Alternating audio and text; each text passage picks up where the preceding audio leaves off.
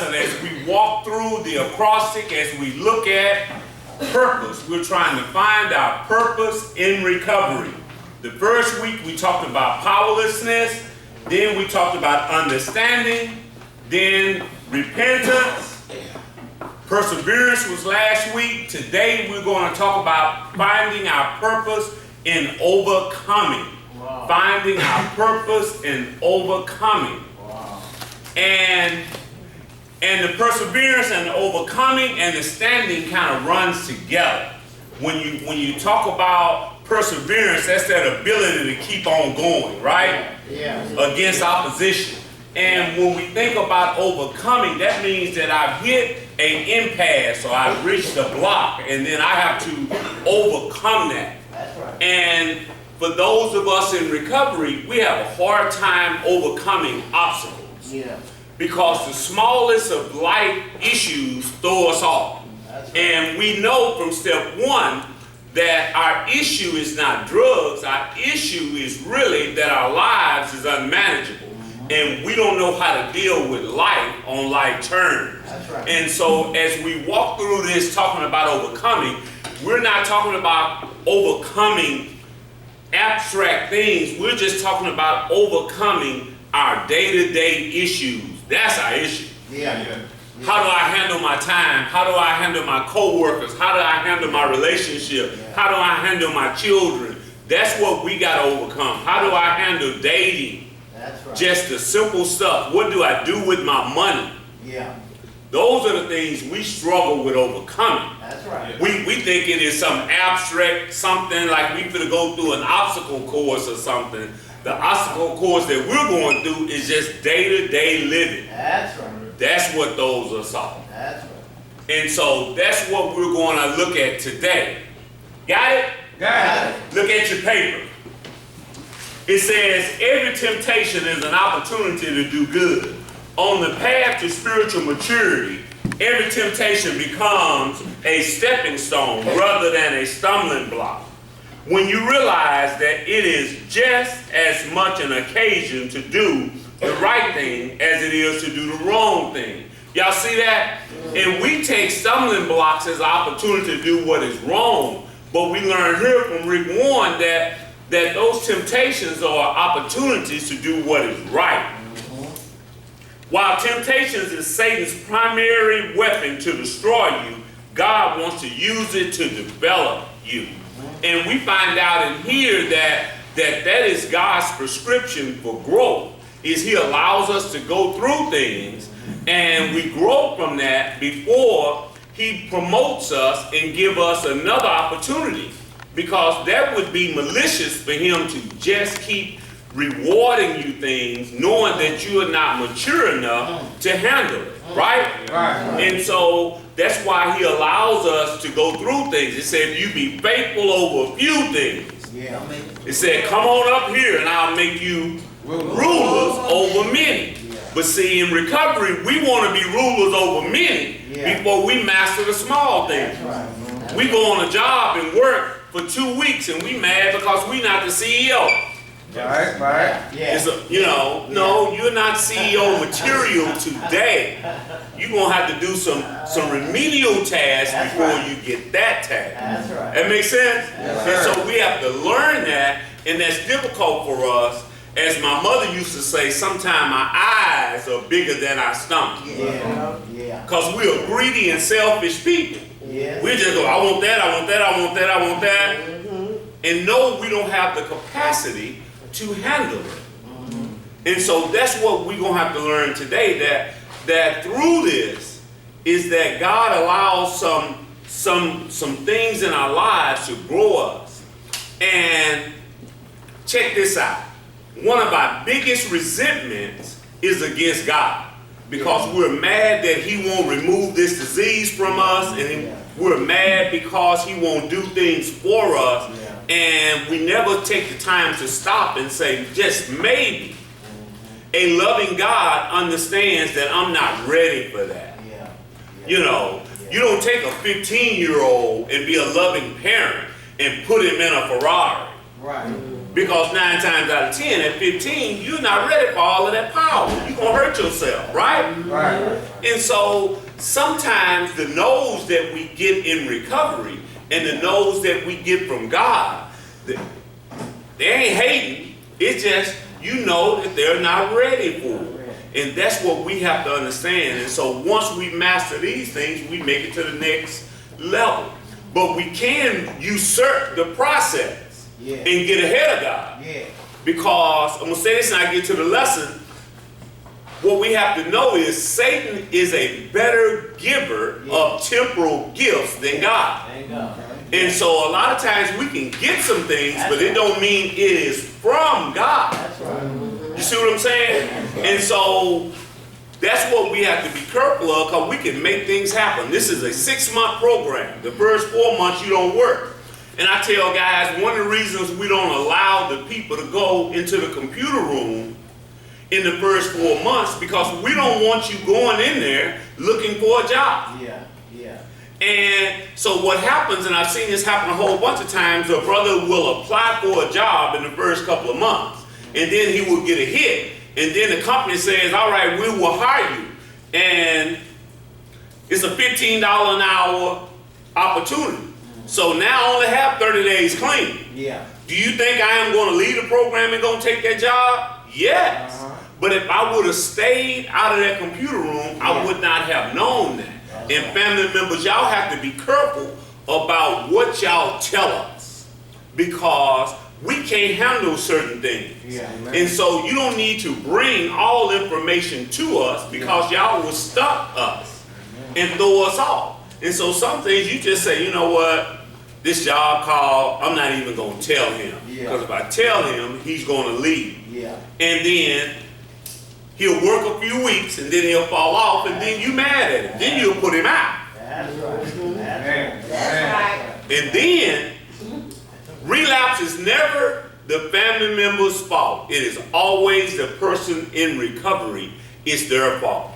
But family members, y'all can play a part in it. You got to ask yourself, am I a helper or am I a hindrance to recovery? Those are the questions that family members have to figure out.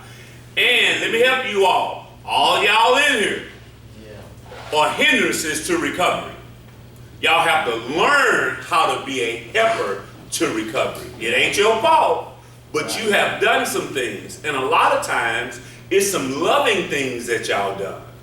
But y'all can love us to death too. Make sense? Yes, sir. Go to the next slide. Psalms 116, 2 through 4 says, the cords of death entangled me. The anguish of the grave came upon me. I was overcome by trouble and sorrow. The psalmist is saying that the cords of death had overtaken him, and that's the way we feel when we first come in here. We say, I just can't take it no more. That's how we end up in here, because it had gotten too much for us. That's right. And so in the 12 by 12 in step 1, it says, it is truly awful to admit that glass in hand, we have warped our mind into such an obsession for destructive drinking, only an act of providence can remove it from us. Back in the day when I was young, they used to have this little saying, little slang saying, they used to say, you got me bent. They don't say that no more. I'm dating myself. You got me bent. And what that meant is that you looking at me wrong. But we have warped our mind into such an obsession for destructive drinking, only an act of providence can remove it from us. Our mind and our thinking is off. Our thinking is bent. That's right. And we have to realize that as the addicted person, and family members, y'all have to realize that too. There are some things that we should know how to do that goes right along with our chronological age that we're just not able to do. You see what I'm saying? And the expectation is you should know how to do this because you're grown. I may be grown, but there are some remedial tasks I just don't know how to do. And when you force them upon me, it throws me off. It overwhelms me. And And family members, on one hand, that's hard for y'all to accept. Especially as a parent and especially as a wife. Because you'll say, you're a grown man, you ought to know how to do that. No, I don't know how to do that. Right. And when you put me, but if you ask me and force me, my pride will make me say, I know how to do it. Yeah. That's the acronym we use for ego. What's ego? Edging God out. Edging God out. And so my ego will make me say, I know how to do it. Yeah. And I really don't know how to do it. Yeah. If you ask me, can you come home with your paycheck? Can you hold money? You know what I'm going to say? Yes. I'm surely not going to tell you, no, if I have anything over $3, I'm going to go to the liquor store or I'm going to go to the dope house. Yeah. It is your job to say, now when you get your paycheck, you're going to bring your money home. I will issue it out to you. Yeah. And then what y'all have to learn how to do, family members, is allow us to be mad. Yeah. Now, are we going to be mad? Yes. Although it is the best thing for us for you to hold our money, we're going to be mad at you because you do it. Yeah. So you have to learn how to just say, you know what, lip stuck out and all, That's right. I'm going to hold this money. That's right. And move on. Y'all know how to live with us being mad at y'all. It won't be the first time we've been mad at y'all. Yeah. We mad at y'all now for sending us here. Yeah. Yeah. Or allowing us to come here and didn't say, come on home and stay with me. I know y'all didn't know we were mad at y'all. We are mad at y'all. Yeah. Number one, it says realize you are no match for Satan. Realize you are no match for Satan. Or you are no match for the disease of addiction. Yeah. Without help, this is too much for me. That's right. I am no match for the disease of addiction. And we think that we can overcome this thing by ourselves. And you can't. We need help. Yeah. We need help from people in the fellowship. We need help from our family. When we give a sheet out that they fill out called the support system. In the first part of the support system, it says get you a support network. Your support network is a group of people who are not necessarily in recovery, but they support you in your recovery. Yeah. That's where your family members and all of that stuff fit. Yeah. Then the second thing we get is a support group. And your support group is a group of people that are in recovery and they support you in your recovery. Then we say get you a friend or a sponsor. And here in treatment, they don't need a sponsor in the first phase, so they get a friend. But when they leave here, they get a sponsor.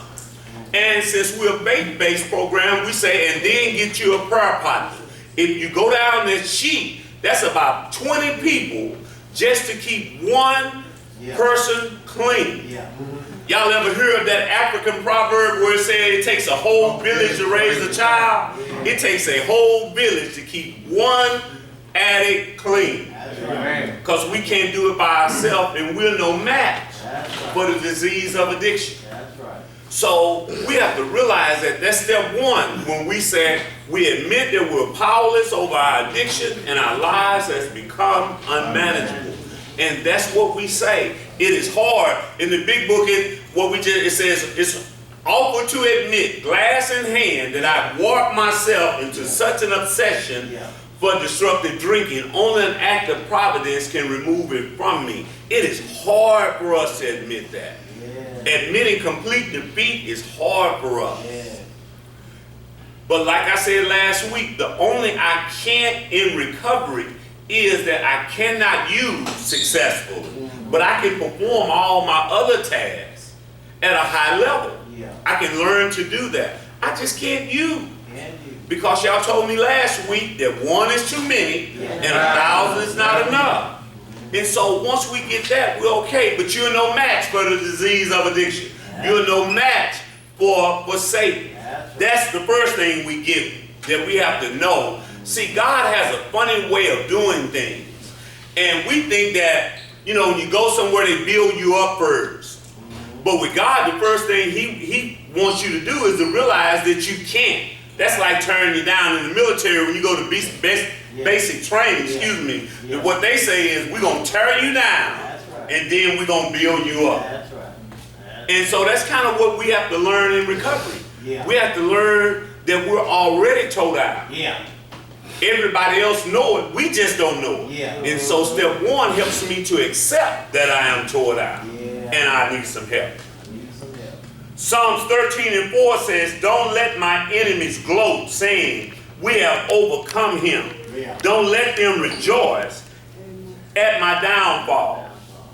Yeah. Psalms 13:4. It gets even better. The second one says, realize who your friends are. Wow. Realize who your friends are. Wow. And we have a simple way of seeing who our friends are.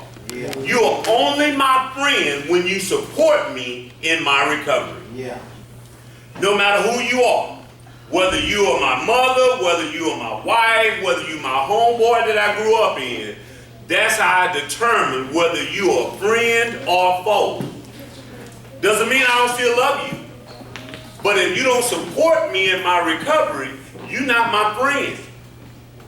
Y'all got that? That's how you tell who your friends are. Do you support me in my recovery? That's right. Or are you a hindrance to my recovery? That's right. How can somebody be a hindrance to your recovery? Those are the people that invite you to use, that invite you into dangerous situations, that use around you. And they're not your friend. That's right. Because they already understand and have seen what you went through.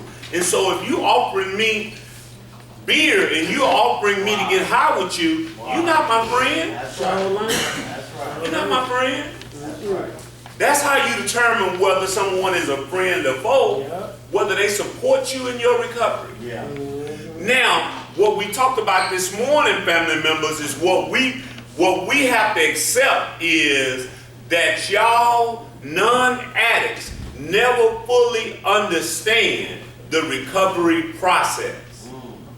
And we can't spend a whole lot of time trying to educate y'all. Yeah. Because y'all not going to understand it. What we have to do is do what we need to do until y'all accept it. Yeah. Because y'all don't understand it.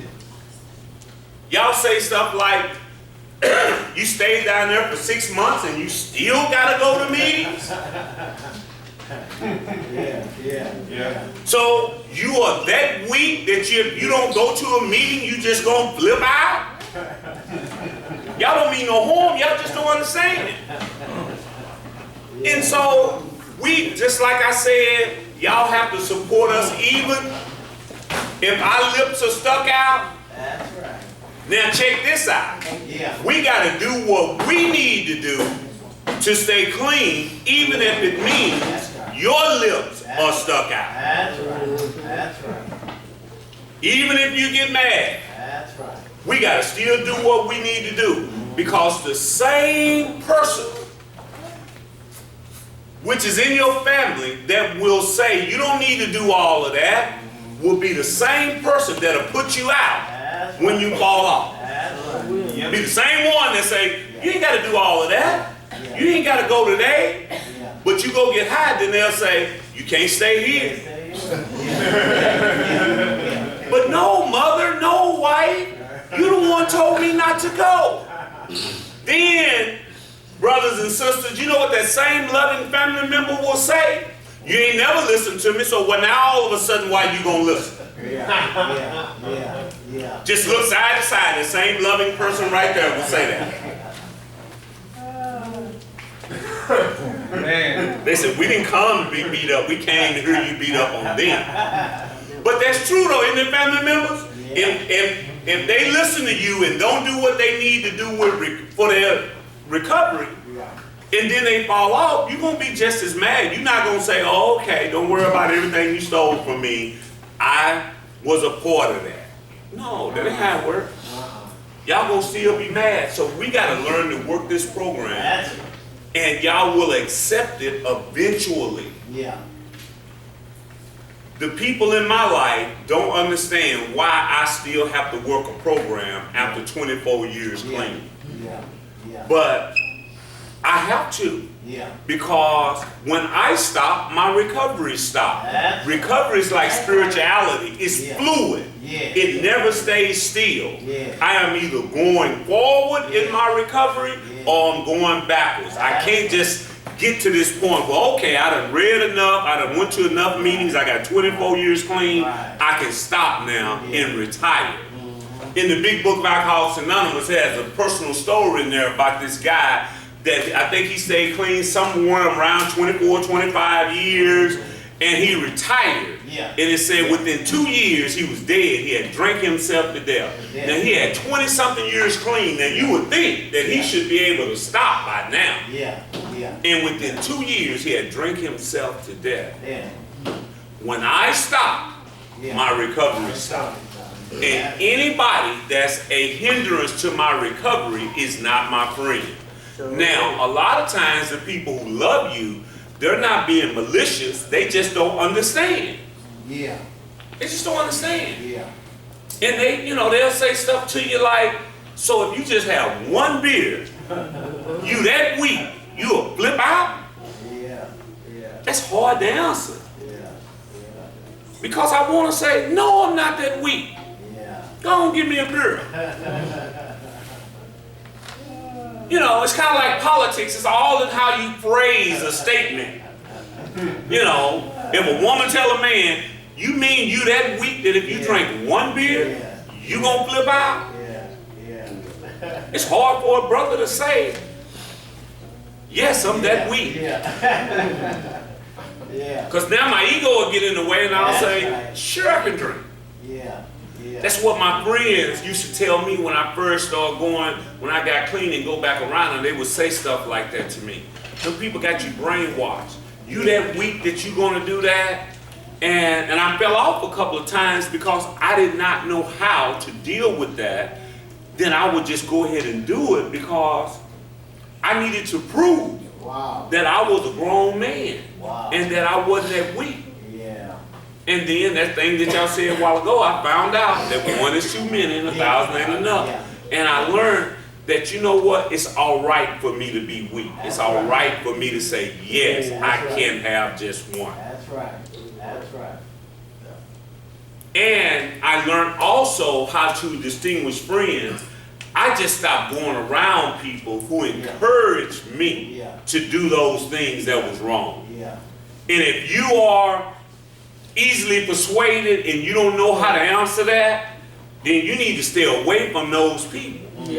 That's going to put you in that position, because the people who love you will either not do it around you or just tell you you're not invited. Like we said last week, you can't come to the party this week. We about to turn up.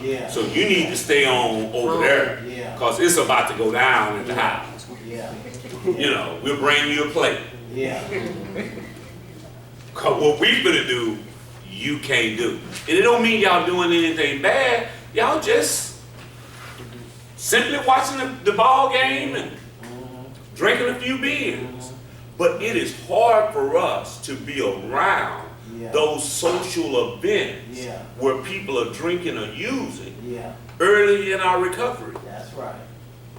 Without that being a trigger for us. So, know who your friends are. John 6:33 says, I've told you these things so that in me you will have peace. And in this world you will have trouble. But take heart, I've overcome the world. On page 88 in Narcotics Anonymous, I love this. It says, as we recover, we gain a new outlook on being clean. And see, when we first start out, our outlook on being clean is difficult. Because we think being clean is boring and no fun, and we just gonna be miserable. And once we learn that in recovery we can have fun, because I didn't think you could have fun being clean, because my whole life, everything I done, it was around using. And so I had to get around some other people who were clean and understand that them people can have some fun. That's why they say this thing is about attraction rather than promotion. It's important for us to get around some people who have been clean And we have to make this thing called sobriety look attractive and let them know, you know what? I can have fun That's right. without getting high. That's right. I always tease the clients and tell them, I spent up a whole bunch of money and went through a whole bunch of suffering to find out I was a trip, clean or high. So I ain't got to get high to be a trip. Yeah. I'm a trip sober. Yeah. Come on now. Yeah. See? She said, yeah, you're a trip. I didn't know that, but guess what you don't know? You're a trip too. So but what that requires is for you to be present in your life and not take yourself so serious. That's And learn to laugh and enjoy your own company. That's right. Because you're a trip too. Yeah. I can just be all by myself and just be laughing and having a good time, you know. Now I went and got checked out. They say I ain't crazy. That's what the people said. But I talk to myself and entertain myself because I've learned how to like me. Yeah. And so I can be all right. And getting clean is okay. You can have fun clean. That's right. Now I actually remember what I done last night. Yeah. And ain't nobody got to inform me. Used to be the people used to have to inform me. Yeah. And I'd be like, no. They say, yes. No, I didn't do that. Yes, you did. And everybody else would know. I just wouldn't know. And they had started to not invite me to things. Like, why y'all don't want me to come? No, man. No. Know what you do. No, I really don't know. That's the point. I don't know. We enjoy a feeling of release and a freedom from the desire to use. That's the beautiful thing. To be free from the bondage of addiction and to have a choice. That's what we overcome, and God does that for us, and the program of recovery does that. And that obsession and compulsion normally leaves us within the first 30 days. You know, we don't have, now we may have thoughts, but we don't have that overwhelming desire to use anymore. And when we have it, it's every now and then. That's right. Every time I get some money in my pocket, I don't have that overwhelming desire anymore. I have what they call fleeting thoughts. You know, I see something, I'd be like, oh, sure, it would be nice to have a beer. And then I'd stop and pray and think it through, and I'd be like, no, life too good for me to mess that up. And I keep on moving. Ain't no long, drawn-out process. But it's a wonderful thing to be free from the bondage of addiction. It said, we find that everyone we meet eventually has something to offer. We become able to receive as well as to give.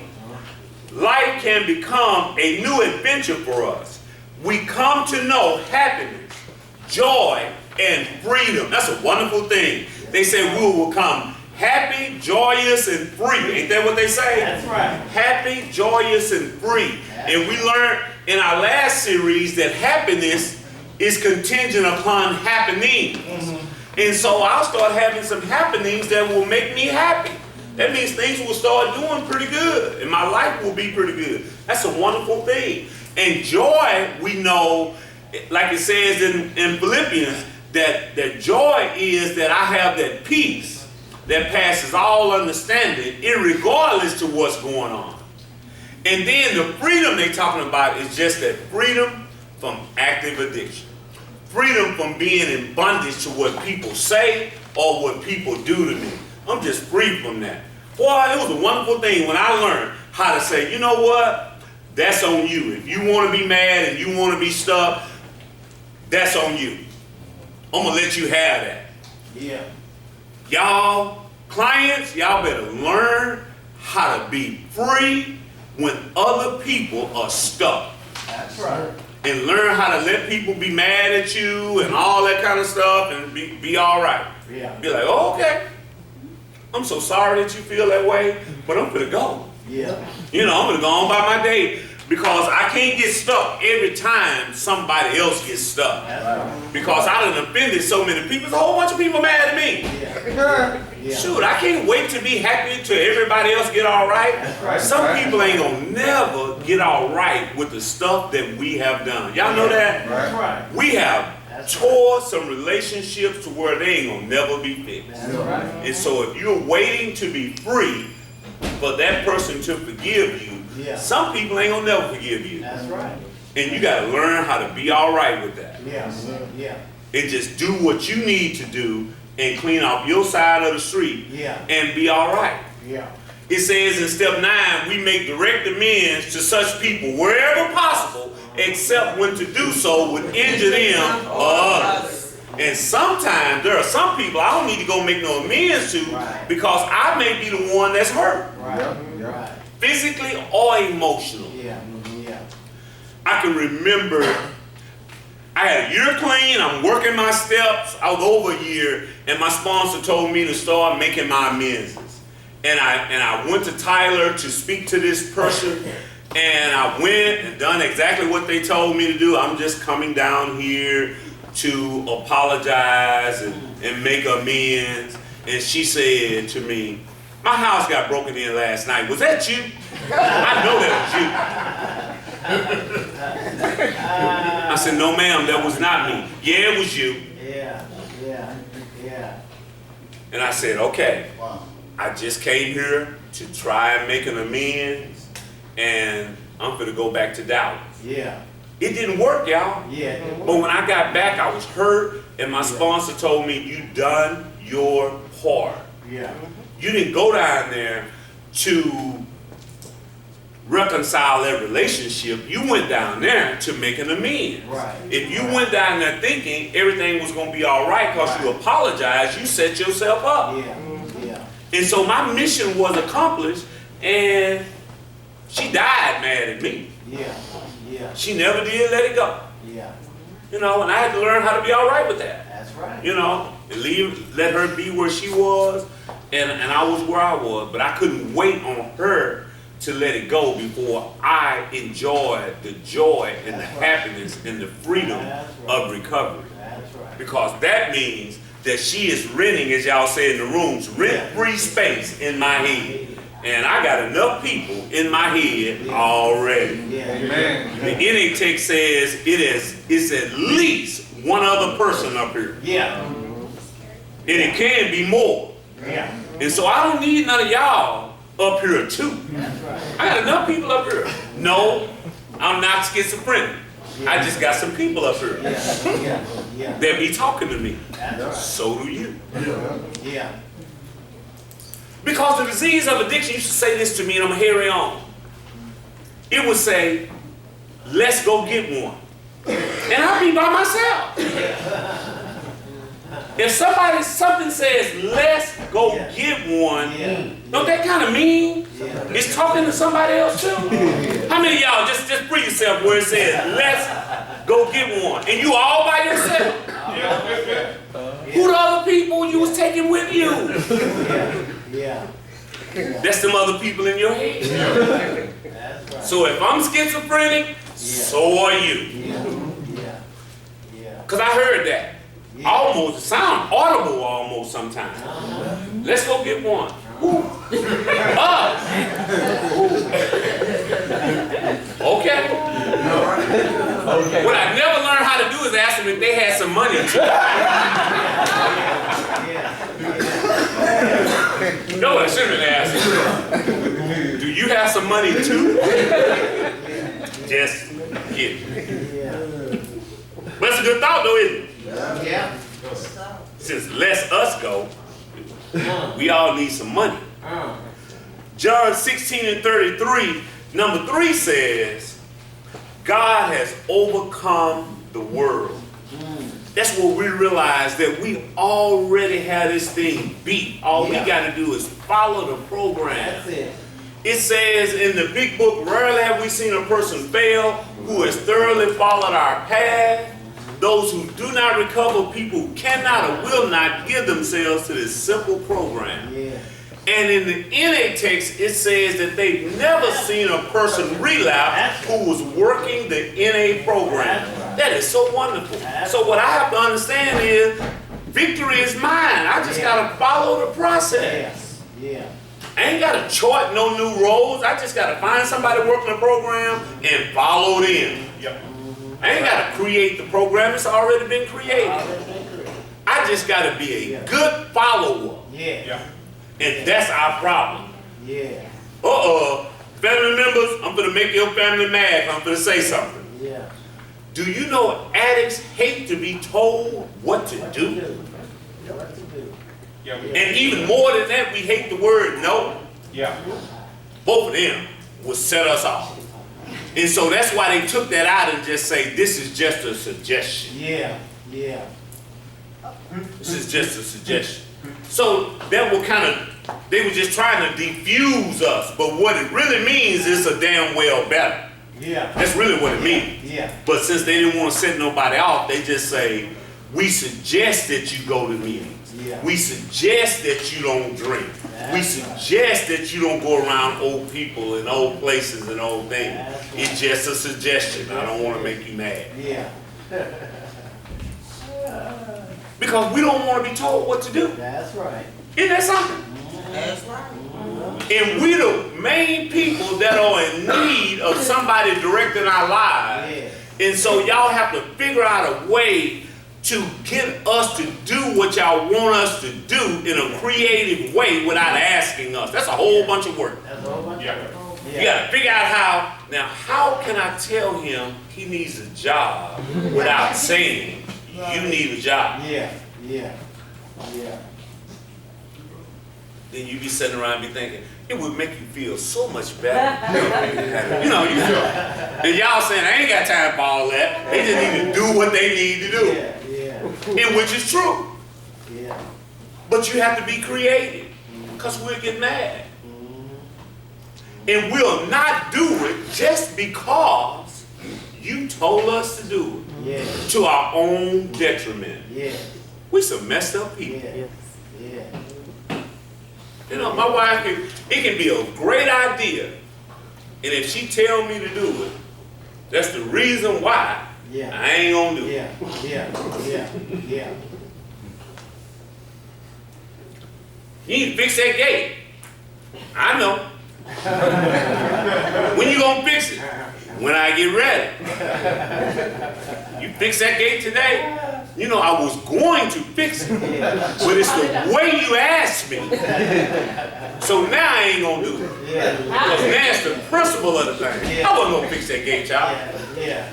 I just didn't want her telling me about it. And if she tell me about it once, don't ever mention it again, because if you mention it again, that's just gonna make it be longer. Am I the only one? No. Yeah, don't leave me out there by myself. Luke 10:19 says, I have given you authority to trample on snakes and scorpions and to overcome the powers of the enemy. Nothing will harm you. What I learned is that nothing can get to the believer unless it goes through God. That's right. The evil one has to get permission from God. So whatever gets to me, he allowed it. Even addiction. Yeah. Because addiction wasn't to take me out. It was just to get me in a position to where I would learn to trust him. Right. It was my disobedience that kept me in it for so long. And you should have been out. He wanted you to get clean in the first treatment center you went through. Yeah. You just wouldn't follow the program. Yeah. That's why it took you so long. Yep. And it's just like, I learned this early on. They said if a person breaks his arm or leg and it is set properly, that will become the strongest part of that bone. And that's why in the areas where we have been hurt and we recover, that becomes our point of strength. Yeah. It is my point of addiction and pain that's the strongest thing about me. That's why I'm standing up here. That's what God uses. Yeah. God can't use you greatly until he allows you to be hurt badly. Yeah. Wow. Yeah. Yeah. Y'all hear that? Yeah. That's what he does. He allows us to be hurt because he want to use us in those areas. Yeah. Yeah. And so that's what that's about. It wasn't malicious. Right. Right. Right. So number 4 says you have power. We got power, y'all. We got more power than we think we have. Yeah. And we have the power to overcome this thing called addiction. That's right. And like I said earlier, one of the most beautiful things that we have today is a choice. Yeah. And I am so happy that I have a choice whether or not I use today. I have a choice whether or not I allow what you do to me to anger me. Yeah. Reverend Shelley used to always tell me this, and it took me a long time to understand it. Because I'd be saying, they done made me mad. He would say, no one can make you mad. Right. You can allow them to affect you and make you mad. Yeah. If somebody can make you mad, that means that they own you emotionally. That's right. That's right. And so I had to take my emotions back and learn how not to allow people's mood to affect me. Yeah. It's some moody people in this world. You know that? That's right. If you went on an emotional roller coaster every time somebody that you know had a bad day, you'd be in trouble. Yeah. Yeah. That's right. It is 25 people in this center with at least one other person in their head. So that on any given moment, it's maybe 50 to 100 personalities in this place. Yeah. That's a whole lot of mood swinging. Have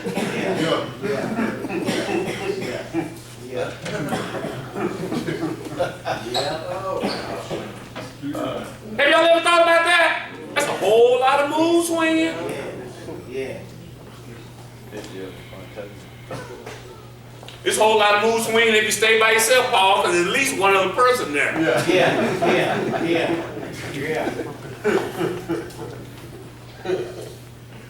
In closing, Matthew 16 and 18 says, and I tell you that you are Peter, and on this rock I will build my church, and the gates of hell will never overcome it, will not overcome it. And what Jesus was telling Paul is because Paul recognized who he was. He was asking, who do other people say I am? And then Peter said that you are the Messiah. He said, oh, flesh and blood didn't reveal that to you. So he knew that Peter was in the spirit. But if you keep on reading down, a few verses down, he said, get thee behind me, Satan. A few verses up, he was in the spirit. Right after that, he was in the cell. Because then he started to wonder, who gonna have a seat at the table? That's right. He went straight from humility to arrogance. And that's what we will do. We have moments of humility. And the next thing you know, we be right back into our arrogant self. So number 5, you need to realize who you are and who God is. Rick Warren says in The Purpose-Driven Life, the first thing he says in the first chapter is that there is a God and it ain't you. Now we know we're not the star slinger and the season splitter. We know that. We know we don't have that power. But what Rick Warren would say is we think we are the master of our own lives. And what I have to realize is I'm not the master of my life. That's right. I need to follow God and follow the program. I'm not in control. That's right. We fall off when we try to run it ourselves. I got this. Well, that's a dangerous thing. But you need some help? No, I got this. I was telling a brother this morning, he gets so overwhelmed with stuff around here. I said, man, did you ask one of your brothers for help? No. Did you ask me for help? No. I just don't want to mess up. Well, you messing up by not asking for help. It is so hard for us to ask for help because we think we are God. With the little G. We know we ain't God with the big G. We ain't the star slinger and the season splitter. But I got this. And once I started to say that, that means that I think I'm in control. And we're not in control of nothing. That's right. It took me a long time to understand that God had even just given me my kids on lease. Yeah. And I was just a steward of them. Yeah. I couldn't even make them do nothing. That's right. And then when I got a wife, that even done it a little bit more, Yeah. because I found out I can't even say it, because look at women. They knew where I was going. So I can't say what I was about to say. But what I was going to say, brother, just between me and you, I found out I can't even make her do what I want. Yeah. That's just men talk. Because I thought I could. Yeah. That showed me I ain't in control. Yeah. I ain't in control down there. I ain't in control nowhere. Yeah. I'm not. And guess what? Guess who else is not? Yes. You. Me. Yeah. Family members, don't you allow yourself to think that you can love us enough to stay clean, Yeah. fuss at us enough to stay clean, Yeah. threaten us enough to stay clean. We got to do that for ourselves. Yes, we do. And you just got to learn how to be at peace, however Yeah. it turns out. Yeah. But we do have power to overcome. Amen. Now, a couple